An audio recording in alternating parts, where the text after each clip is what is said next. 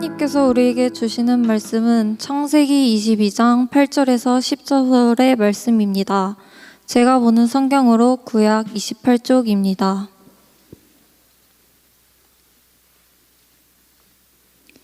이제 창세기 22장 8절에서 14절의 말씀을 봉독하겠습니다. 다 함께 일어나셔서 하나님의 말씀을 경청하시기 바랍니다. 아브라함이 이르되 내 아들아 번제할 어린 양은 하나님이 자기를 위하여 친히 준비하시리라 하고 두 사람이 함께 나아가서 하나님이 그에게 일러주신 곳에 이른지라. 이에 아브라함이 그곳에 제단을 쌓고 나무를 버려놓고 그의 아들 이삭을 결박하여 제단 나무에 놓고 손을 내밀어 칼을 잡고 그 아들을 잡으려 하니 여호와의 사자가 하늘에서부터 그를 불러 이르시되 아브라함아 아브라함아 하시는지라. 아브라함이 이르되 내가 여기 있나이다 하매 사자가 이르시되 그 아이에게 내 손을 대지 말라. 그에게 아무 일도 하지 말라. 내가 내 아들 내 독자까지도 내게 아끼지 아니하였으니 내가 이제야 내가 하나님을 경외하는 줄을 아노라. 아브라함이 눈을 들어 살펴본즉 한 순양이 뒤에 있는데 뿔이 수풀에 걸려 있는지라. 아브라함이 가서 그 순양을 가져다가 아들을 대신하여 번제로 드렸더라. 아브라함이 그 땅 이름을 여호와 이레라 하였으므로 오는 날까지 사람들이 이르기를 여호와의 산에 준비되리라 하더라. 아멘. 누군가는 제가 이제 지난주에 인사가 올해는 넘기지 말자 이렇게 인사를 하니까 설교는 하나도 기억이 나지 않고 올해는 넘기지 말자는 말만 너무 명확하게 기억을 하고 있어서 인사를 할 때마다 좀 걱정도 있긴 합니다. 또 누군가는 교회에서 너무 연애에 대해서 목사님 자꾸 결혼하라고 이야기하는 것에 대해서 교회에서 그럴 필요가 있느냐 자꾸 이런 피드백이 가끔 오긴 하는데, 여러분 저의 사명 중에 하나는 누누이 얘기하지만 여러분들을 결혼시키는 겁니다. 계속 결혼하라고 권장하고. 도대체 어디서 연애를 할 생각입니까? 교회에서 하세요. 이렇게 많은 형제와 자매들 있는 곳에서. 그렇다고 이렇게 제가 권장한다고 해서 그렇구나 이제 막 그냥 해야 되겠구나 이렇게 해서 막 미친 나무꾼처럼 아무나 막 찍고 다니고 이렇게 하라는 말이 아닙니다. 미친 선녀처럼 아무데나 그렇게 하면 안 된다는 거예요. 그런 게 아니라 하나님 안에서 우리 건강한 공동체에서 교제가 더 많이 일어났으면 하는 마음이 있습니다. 자꾸 선한 것이 없다라고 얘기하지 마세요. 공동체에 별로 선한 것이 없어요 목사님 이런 얘기 하지 말고 내 눈과 내 마음을 새롭게 하시도록 성령의 은혜가 내 마음에 부어지도록 그렇게 기도하시기 바랍니다. 이제 오늘은 마지막 아브라함의 이야기 마지막 시간을 가지려고 합니다. 아브라함을 우리가 이야기할 때 늘 믿음의 조상 아브라함이라고 이야기합니다. 아브라함이 믿음의 조상이라고 불리는 이유는 오늘 본문 자기의 아들을 하나님께 아낌없이 바쳤던 이 사건, 이 시험을 통과하고 나서 아브라함을 향해서 그 다음에 믿음의 사람들, 아브라함의 반차를 쫓아서 자라간 많은 믿음의 사람들이 아브라함을 믿음의 조상이다라고 이야기했습니다. 그 시험을 오늘 아브라함이 통과하고 있습니다. 여러분 시험은 누구에게나 달가운 일이 아닙니다. 하고 싶지 않은 일이고 될 수 있으면 그냥 피해가고 싶고 그냥 지나가고 싶은 일입니다. 성경의 번역에서는 그냥 시험과 유혹이 혼재되어서 번역되고 있기 때문에 가끔 우리가 헷갈릴 수 있는데 하나님은 사람을 유혹하시지는 않습니다. 우리를 쓰러뜨리고 너희가 잘하나 못하나 한번 보자. 이걸 통과하면 내가 복을 주고 통과하지 못하면 네가 벌을 받을 거야. 이렇게 하시면서 우리를 유혹하시지는 않습니다. 하나님은 사람을 특별히 하나님의 사람을 테스트하십니다. 테스트한다라는 건 시험한다라고 하는데 그것은 하나님의 사람들을 하나님께서 만들어 가시는 과정 중에 꼭 필요한 과정을 통과하게 하시는 것입니다. 하나님께서 하나님의 사람들을 테스트 하실 때 몇 가지 특징들이 있는데, 그 첫 번째는 하나님은 아무나 테스트하지 않습니다. 여러분, 준비가 되지 않았는데 갑자기 여러분들 보고 네 아들을 바쳐라 막 이렇게 하나님께서 요구하시지 않습니다. 난 전혀 하나님 아직 잘 모르겠고 하나님 살아계신 거 이제 좀 알겠는데 갑자기 여러분들에게 모든 상황을, 직장을 그만두고 갑자기 신학교를 가라, 너의 삶을 나에게 바쳐라 막 이렇게 하시지 않는다는 겁니다. 하나님은 하나님의 사람들을 만들어 가시고 훈련해 가실 때 그 사람이 준비될 때까지 기다리십니다. 그리고 그 사람을 준비시켜 가십니다.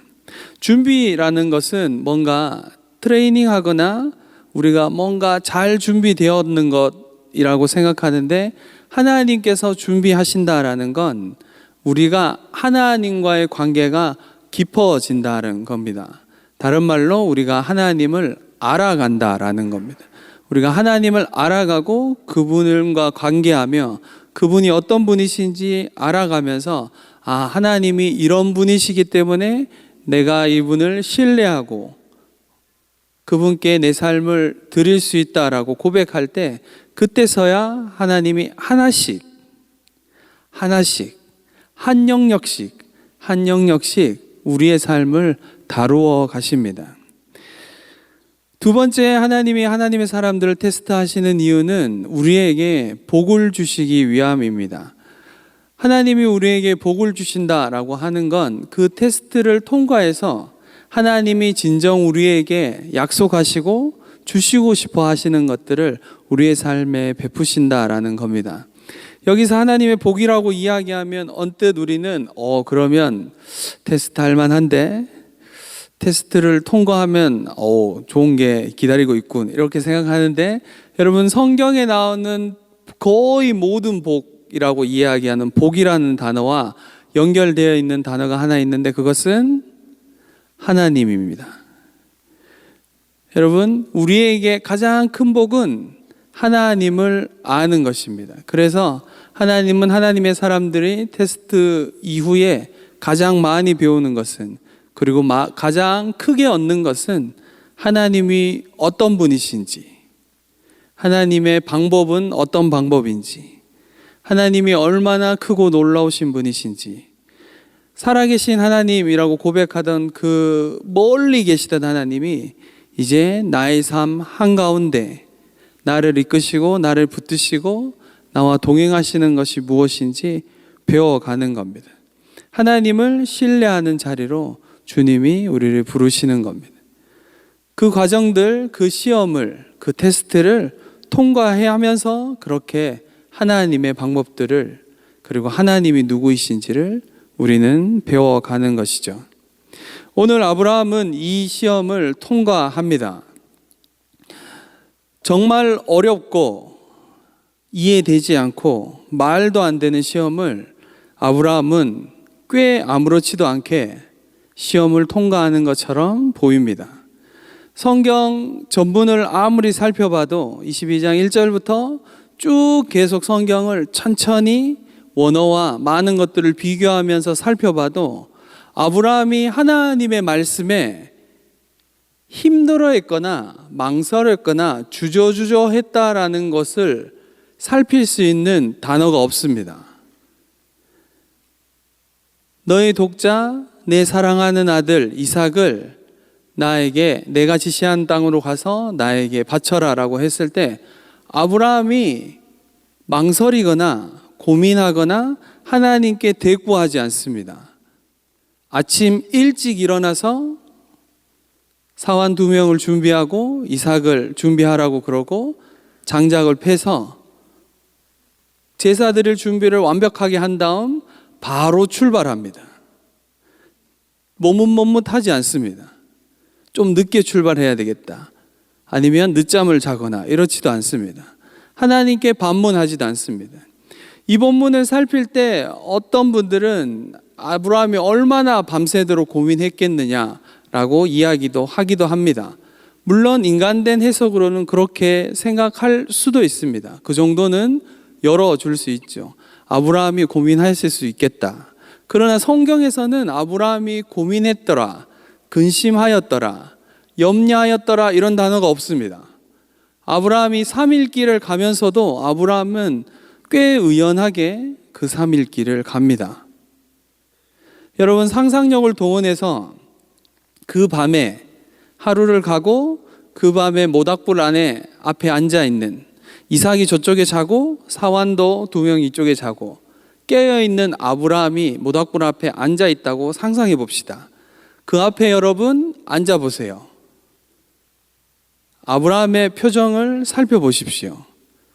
아브라함이 고민하거나 슬퍼하는 기색이 없는 거죠. 망설이는 기색이 없습니다. 이것은 꽤 놀라운 일입니다. 충분히 망설일 수 있고, 충분히 고민할 수 있고, 충분히 변명할 수 있는 상황임에도 불구하고 아브라함이 망설이지 않습니다. 하나님의 말씀에 그대로 순종하고 있습니다. 그렇게 모리아 산에 도착하고 이삭을 데리고 산에 올라서 정말 장작을 벌려놓고 이삭을 결박하여서 제사를 드리려고 합니다. 여러분, 제사는 정말 칼로 짐승을 잡아 죽이듯이 그렇게 아브라함이 이삭을 진짜 잡으려고 하는 겁니다. 여러분, 이 본문을 읽을 때 오해하면 안 됩니다. 아브라함이 이렇게 칼로 내리치려고 하면서 슬로우 모션으로 내리쳤던가, 혹시 누가 하나님이 붙잡지 않을까 막 이렇게 상상하면서 이거 내리치려고 하는데 이거 하나님이 좀 부르시지 않을까 이렇게 생각하면서 아브라함이 내리치지 않았을까 생각하시면 안 됩니다. 성경에는 그런 단어가 없습니다. 아브라함은 진짜 이삭을 죽이려고 한 것입니다. 아브라함의 이 믿음과 확신은 도대체 어디서 오는 걸까요? 아브라함은 그 사랑하는 하나님이 이삭을 향해서 3번 중복해서 표현합니다. 내 독자, 내가 사랑하는 아들 이삭. 이렇게 3번이나 하나님이 반복해서 너에게 이삭이 어떤 존재인지 명확하게 확증하면서 이야기합니다. 그런데 그 아브라함이 그 이삭을 바치면서도 전혀 망설이지 않고 있습니다. 하나님의 말씀에 온전한 순종을 드리고 있는 것이죠.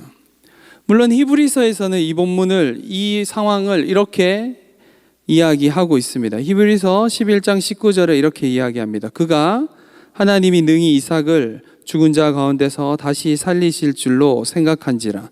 비유컨대 그를 죽은 자 가운데서 도로 받은 것이니라.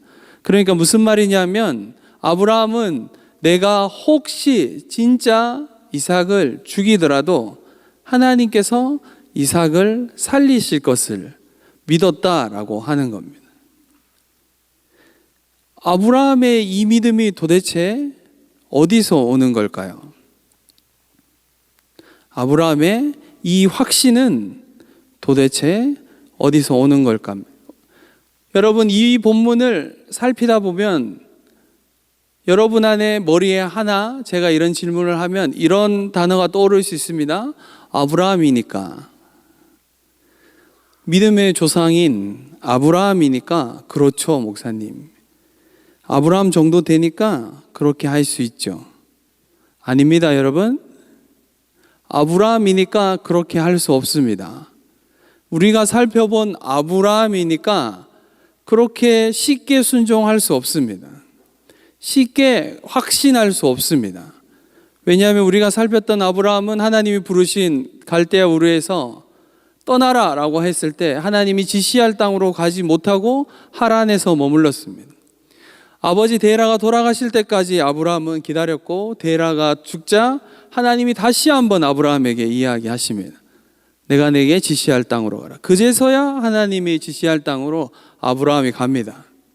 하나님이 있으라고 하시는 땅에 아브라함은 거하지 못합니다. 왜요? 환경이, 가뭄이, 상황이 너무 극심했기 때문에 그곳에 있지 못합니다.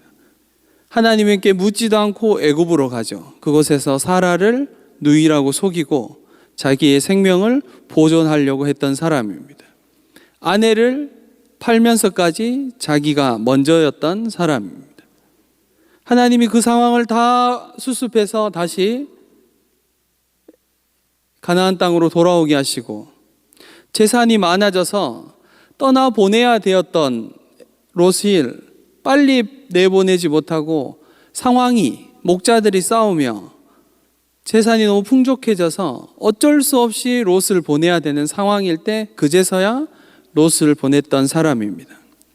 하나님의 약속에 그 약속을 믿은 사람이었긴 하지만 그 약속이 이루어지기까지 긴 시간이 걸리기 시작했을 때 아브라함은 사람의 방법으로 하나님이 사라가 아니라 다른 여인을 통해서 아들을 주시려고 하는구나 생각하고 자기 마음대로 결정하고 그렇게 이스마엘을 낳았던 사람입니다.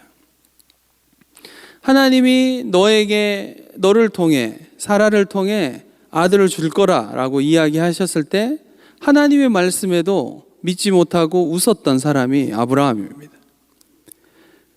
여러분 1년이 가기도 전에 아비멜렉에게 또 사라를 99세의 아브라함은 또 사라를 제 누이입니다 라고 하면서 자기의 생명이 먼저였던 사람이 아브라함입니다. 여러분 그렇게 아들을 낳았던 100세의 아들을 놓고 오늘 보는 본문의 아브라함의 나이가 대략 115세에서 117세 정도 되는 나이입니다. 그것은 이삭의 나이가 그 정도 될 거라고 예상하기 때문입니다. 그때까지도 아브라함은 이삭을 놓기 전까지 그리고 낳은 후에도 여러분 가정에 있었던 상황들 이스마엘이 이삭을 조롱하고 놀리고 하는 것 때문에 가정에 불화가 일어났을 때도 자기가 친 사고를 하나님이 찾아오셔서 하갈과 이스마엘을 내보내라 그래도 괜찮다라고 하실 때까지 어떻게 할 줄 몰라서 아무런 결정도 못했던 그런 연약한 사람입니다. 아브라함은 믿음의 조상이라고 할 만큼 뭔가 완전하거나 대단하거나 탁월한 사람이 아닌 것입니다. 그런데 놀랍게도 오늘 본문에선 하나님의 말씀에 아브라함이 망설이지 않습니다. 확신 가운데 하나님의 말씀에 순종하고 그 말씀에 믿음의 걸음을 걷기 시작합니다. 어떻게 그럴 수 있습니까? 여러분 자꾸 아브라함에게서 이유와 근거를 찾으면 찾을 수가 없습니다. 아브라함은 아무리 살펴도 우리가 본받을 만한 아주 특별한 것이나 저렇게 되고 싶다라는 것이 있는 사람이 아닙니다. 자꾸 아브라함을 아브라함이니까 그렇게 했지라고 생각하면 안 됩니다. 우리의 믿음도 아브라함의 믿음도 기독교의 믿음과 근거는 나에게 있지 않습니다. 사람에게 있지 않다는 말입니다. 우리가 믿는 믿음, 신앙의 근거와 이유는 오직 예수 그리스도 하나님께만 있습니다. 아브라함이 그 많은 사고 가운데 그 많은 연약한 가운데 아브라함이 치는 많은 사고들 그걸 다 수습하시는 분은 하나님이십니다. 아브라함이 실수했을 때 아브라함을 보호하시는 것은 하나님입니다. 아브라함이 가정에 불화가 있었을 때 어떻게 해야 될지 모를 때 무능한 가장처럼 있었을 때도 어떻게 해야 되는지 알려주시는 분도 하나님이십니다. 아내를 누이라고 팔았을 때도 그 모든 상황들을 수습하는 건 하나님입니다. 아브라함이 뭘 하지 않았습니다. 자기의 인간의 방법으로 해야 되겠다 생각하고 그냥 그렇게 했을 때도 사고를 계속 치고 있음에도 하나님은 하나님의 일을 아브라함을 통해서 해 가시고 계십니다. 여러분 우리의 믿음은 우리의 삶의 신앙의 근거와 믿음의 이유가 나에게 있지 않음을 꼭 기억해야 됩니다. 우리의 인생을 우리가 살펴볼 때도 여러분, 나의 연약함이 있고 나의 실수가 있고 반복되는 제약이 있고 내가 내 삶을 봐도 뭔가 특별할 거 없고 내가 믿음이 깊어질 수 있을까? 내가 거룩한 삶으로 나아갈 수 있을까? 의심이 드는 그 순간에도 사랑하는 청년 여러분, 하나님이 우리를 이끌어 가십니다. 하나님이 아브라함 되게 하신 것처럼 하나님이 평범했던 아브라함을, 하나님을 모르고 우상 숭배하던 아브라함을 부르셔서 믿음의 조상 만드신 것처럼 우리 한 사람 한 사람을 부르시고 내가 너를 사랑한다 말씀하시며 예수 그리스도를 십자가에 달리시기까지 내가 너를 사랑한다 확증하시며 내가 너를 자녀 삼았다. 내가 너의 삶을 이끌 것이다. 내가 너와 함께 할 것이다 라고 약속하신 그 약속에 우리의 신앙과 우리의 믿음에 기초를 두시기 바랍니다. 그곳에 우리의 신앙과 우리의 믿음의 기초를 두지 않으면 우리는 늘 상황이 흔들립니다. 우리는 늘 우리의 연약함에 집중합니다. 늘 내가 할 수 있는 것과 할 수 없는 것만 바라봅니다. 늘 그 안에서만 우리의 삶이 영위할 수밖에 없습니다. 사랑하는 청년 여러분, 살아계시며 역사하시며 전능하신 하나님을 바라보시기 바랍니다. 믿음의 주여, 우리를 온전케 하시는 예수 그리스도를 바라보시기 바랍니다. 주님이 우리를 온전하게 하십니다. 나에게 이유와 근거가 있지 않고 오직 예수 그리스도께만, 오직 주님께만 이유와 근거가 있습니다. 여러분, 아브라함은 이 시험을 통과한 이후로 그 다음 삶에 있어서는 특별한 시험이 그의 삶에 있지 않습니다. 그의 삶에 특별한 연약함이 드러나지 않습니다. 하나님의 말씀에 순종하는 것이 어떤 것인지, 하나님이 어떤 분이신지 아브라함이 117세야 돼서야 알 수 있었습니다.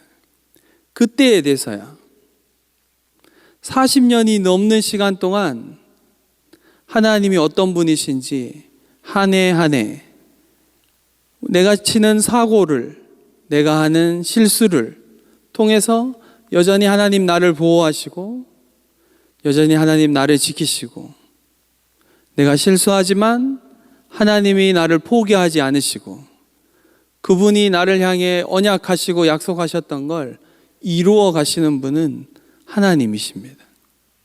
그 하나님이 우리에게도 동일하게 오늘 말씀하십니다. 내가 너를 자녀 삼았고 내가 너를 위해 나의 독생자를 주었고 내가 너를 지금 붙들고 있듯이 이후에도 너의 삶을 이끌어 갈 것이다 라고 주님이 이야기하는 겁니다. 사랑하는 청년 여러분, 아브라함이 한 것은 하나님의 말씀을 믿은 것입니다. 하나님의 언약을 믿은 것밖에 없습니다. 사랑하는 청년 여러분, 예수 그리스도께서 여러분을 위해서 생명 주신 것을 믿으시기 바랍니다. 여러분을 향해서 가장 좋은 것을 주시는 분이심을 믿으시기 바랍니다. 믿음의 반응을 하시기 바랍니다. 하나님이 우리 향해서 요구하시는 것은 다른 것이 아니라 믿음입니다. 믿음의 반응. 하나님, 나는 여전히 연약하지만, 하나님, 내가 나를 보기에 여전히 부족하지만, 하나님, 여전히 내 삶엔 수많은 문제들이 이렇게 있지만 그럼에도 불구하고 하나님이 나를 사랑하신다는 거, 하나님이 나를 선하시게 인도해 가신다는 거, 하나님이 완전하시다는 것을 내가 믿습니다. 고백하며 하나님 앞에 나아가는 여러분 되기를 바랍니다. 사랑하는 청년 여러분, 혹 실패의 자리에 있습니까? 문제가 너무 커서 하나님이 보이지 않습니까? 아니면 반대로 오래된 신앙의 생활 때문에 너무 익숙해져서 하나님이 가까이 계시지 않는 것처럼 멀게만 느껴지십니까? 여러분, 여전히 하나님의 사랑은, 하나님의 은혜는 우리의 삶에 흐르고 있습니다. 그렇게 하나님은 우리의 삶을 믿음의 자리로, 믿음의 조상 아브라함을 만드셨던 것처럼, 세우셨던 것처럼 우리를 그렇게 인도해 갈 것입니다. 제가 최근에 계속 고민하고 묵상하고 사순절을 특별히 보내면서 기도하고 있는 영역은 나는 그리스도인으로 예수 그리스도를 닮아가고 있는가입니다. 나는 목사인데 목사라는 완장 다 떼고 나이 몰라도 됩니다. 나이 다 떼고 한 사람의 그리스도인으로 하나님 아버지 앞에 서서 예수 그리스도를 오늘도 닮아가고 있는가? 그 질문에 제가 흔쾌히 망설이지 않고 예 주님, 오늘도 주님을 닮아가고 있습니다. 고백하지 않는 저를 지난주부터 묵상하고 있습니다. 내가 얼마나 연약한지, 주님과 좀 멀어졌나 고민하고 있습니다. 내 삶에 여전히 은혜가 흐르고 있음에도 불구하고 하나님을 향한 감각이, 민감함이 하나님이 곁에 계시다라는 걸 사순절을 보내고 있음에도 여전히 무뎌지고 있는가 고민하고 기도하고 있습니다. 사랑하는 청년 여러분, 여러분은 어떤가요? 사순절을 보내며 예수 그리스도의 고난을 기억하며 무뎌진 우리의 신앙을 다시 한번 돌아보며 믿음의 주요 온전케 하시는 주님을 바라보시기 바랍니다. 여러분을 다시 한번 세우실, 나의 어떠함과 상관없이 그분이 내 삶에 약속하시고 말씀하시고 이끌어 가시는 하나님의 그 놀라운 은혜에 여러분 삶을 맡기시기 바랍니다. 그것이 주님 믿습니다라는 고백입니다. 입술의 고백을 넘어 영혼의 고백으로, 삶의 고백으로 나아가는 여러분 되기를 바랍니다. 말씀을 마무리하겠습니다. 찬양팀 올라올까요? 사랑하는 청년 여러분, 아브라함이 아브라함 되게 하신 것은 온전히 하나님의 은혜입니다. 사람의 어떠함이 아닙니다. 아브라함의 탁월함이나 아브라함의 어떠함이 아브라함 되게 하지 않았습니다. 오직 하나님의 은혜, 오직 예수 그리스도만이 우리를 온전케 하시며 우리를 세우시는 분이심을 기억하시기 바랍니다. 그래서 다시 한번 주님 앞에 나아가서 여러분 문제가 크다면 그 문제보다 크신 하나님께 나아가시기 바랍니다. 하나님과 거리가 멀어지셨다면 다시 한번 주님을 바라보며 주님 앞으로 나아가시기 바랍니다. 이유와 근거를 나에게서 찾지 말고 오직 예수 그리스도 안에서 믿음의 이유와 근거를 찾아내며 하나님을 찬양하며 하나님을 예배하는 저와 여러분 되기를 간절히 바랍니다.